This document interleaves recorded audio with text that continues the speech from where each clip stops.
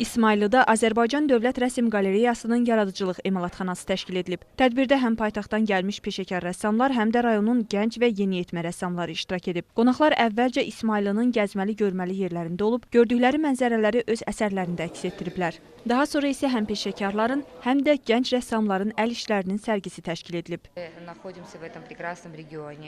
Biz bir neçə gündür ki buradayıq və bir çox yerləri gəzmişik. Sizin gözəl təbiətinizdən bəzi etüdlər etmişik. Dövlətimizə, Mədəniyyət və Turizm Nazirliyinə təşəkkür edirik ki, bizə belə bir yerdə toplanmağa, təcrübə mübadiləsi etmək üçün şərait yaradır.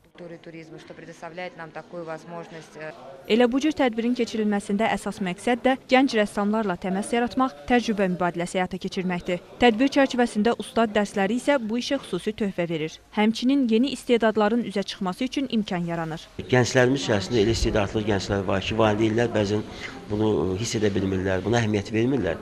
Və belə tədbirlərin açıq havada insanlar arasında keçirilməsi çox vacib, mühüm bir məsələdir və gənclərdə bir maraq oyadır. Bu cür tədbirlər Mədəniyyət və Turizm Nazirliyinin xətti ilə 2008-ci ildən etibarən ənənəvi olaraq hər il keçirilir. Yaradıcılıq emalatxanasının təşkilində digər məqsəd isə bölgələrin rəsm qalereyalarını yeni rəsm əsərləri ilə zənginləşdirməkdir. Bu məqsədlə İsmayıllı rayon Mədəniyyət və Turizm Mərkəzinə 15 yeni rəsm əsəri hədiyyə edilib. Gənc rəssamlarımızın işinə köməklik göstərib, master-klass dərs keçdilər, onların işlərini bəyəndilər. Bu da bizi sevindirir ki, İsmayıllıda gənclərimiz, məktəblərimiz belə gözəl əl işləri var.